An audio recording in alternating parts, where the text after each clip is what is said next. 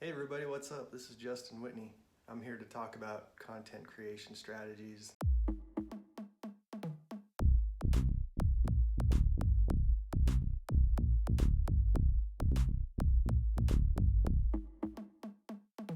This doesn't apply just to entertainment, although it does apply to entertainment. It's basically anybody, business people or artists, musicians, anyone looking to gain a following on various social media platforms. And I'm going to be talking about what's called the reverse pyramid strategy. I'm actually applying it as we speak for the first time, so what you see is what you get.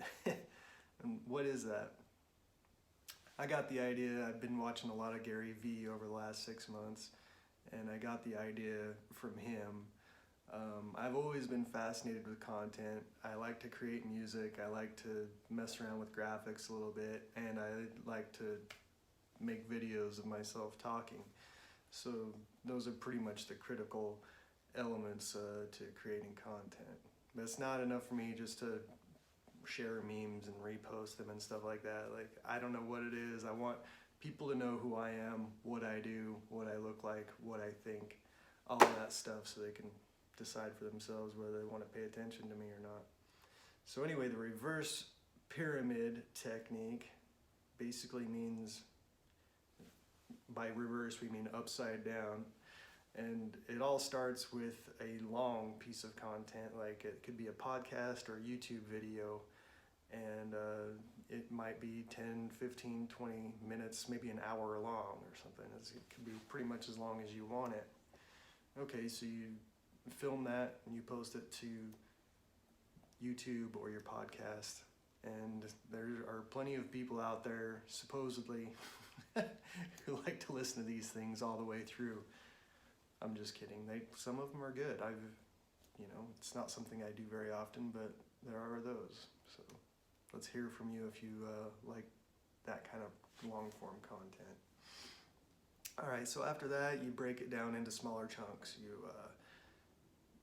Maybe a YouTube or a Facebook video might be 3 minutes. So you start there, creating these kind of mid-sized length videos for Facebook. And every time I post something on my business page, they always tell me that videos over 3 minutes long do better. So try that. So after that, then you break it into even smaller chunks.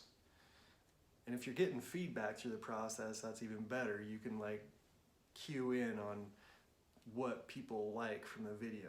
So if there's anything from this video that stands out, you'd be doing a huge favor if you told me, like, oh, I really like the part where you talk about fill in the blank.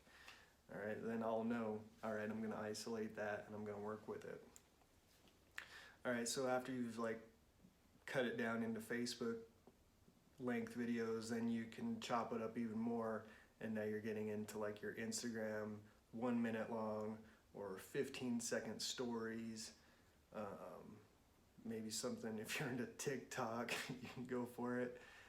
And then you can take it one step further and just use a still frame image, or maybe just borrow a quote from something that you said that resonated with people.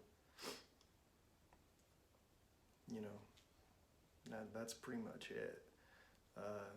So that's why it's called reverse pyramid. You start big and then work your way into smaller pieces of content. Pretty simple stuff. I'm applying it right now. So that's what it is. It's helpful, I think, if you're working with a team. I think a team could really rock this. If you had specific people involved, one person to come up with the content and talk, a video editor, audio editor, somebody who's into making memes, and maybe even somebody who knows a thing or two about social media strategies, how to get the best organic distribution, because that's what it's all about. The main point of this is to get the most out of your organic distribution, because you're spreading it around on so many different platforms, as many as you want basically. And so the idea is, you know, you're getting all that extra exposure. You're also getting a chance to see where it works best. You know, maybe you find out that your Twitter game's really good, so, you know, or that different kinds of content do better on different platforms. You know, it gives you a chance to kind of test on all these different platforms. All right, so who should use it? Anyone looking to build a following. You know, and everybody, every company especially, every business person basically is their own media, does their own media now. We don't have to go through the middlemen anymore, so we can do it ourselves. So everybody's responsible for their own media. So it's good to really just take control of it and figure out how you want to be presented. So this technique provides you a good way to experiment with your content and put it out in different forms and see what resonates with people. I posted one snippet on Instagram, and I found that there was a band, Free the Zombies, that really wanted to know what software I was using to make my logo do what it did. And it was Final Cut. I'm a Mac guy. But anyway, so that tells me that, and Instagram's a great place for musicians to you know, ply their craft. For some reason, that's just one of the best places to do it. So that tells me, like, okay, maybe I need, if I have that kind of content, that like how-tos on how to make your graphics more interesting, and that might be a good platform to do it, where I'm connected with a lot of different bands. It's best if you have somebody, either you or somebody on your team, is comfortable with being on screen. Me, I got over that. It was hard at first. It's still a little bit nerve-wracking. I take a lot of time before I finally sit down in front of the camera thinking about ideas and stuff, and I don't know, you tell me if it's a good presentation or not. Actually, just tell me if it is good, don't tell me if it's not. All right, so, but yeah, but if you're not comfortable with video, here's the thing. You can also take something you've written, and maybe you've gotten feedback on things that you've written. Like, I really like the part where you say this. All right, so you can zero in on that part, and maybe that would make like a good meme or something. You know what I mean? I hate to use the word meme like a post. You could just write it out. You could have imagery to go with it. Either one. But I think this is especially useful for people who are already comfortable on screen putting out long form videos.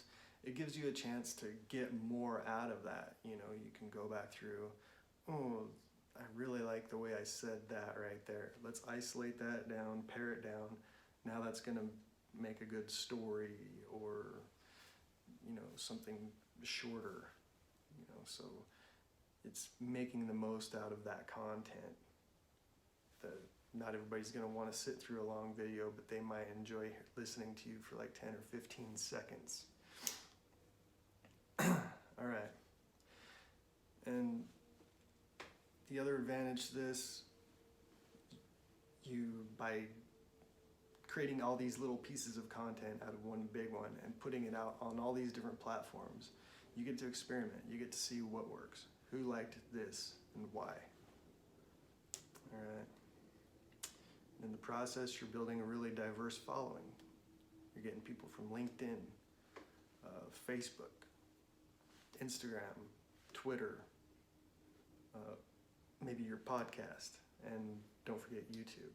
So right there, it's really easy to get your content on all these different platforms, and it's good to experiment with it, see what works. All right.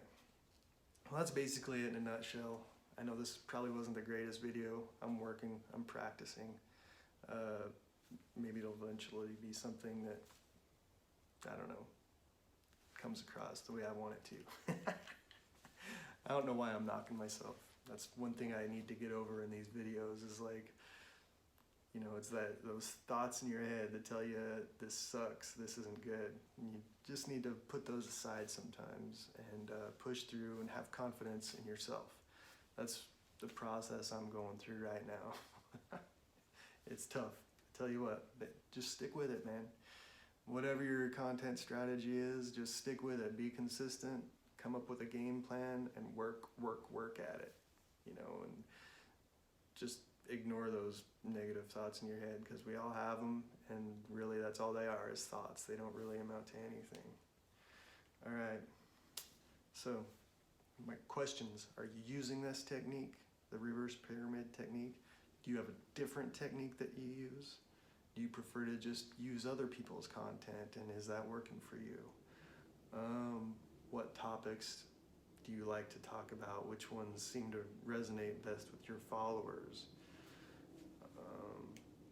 Me, I haven't figured that out yet. I found that sometimes, like, people seem to like it if I'm holding a guitar.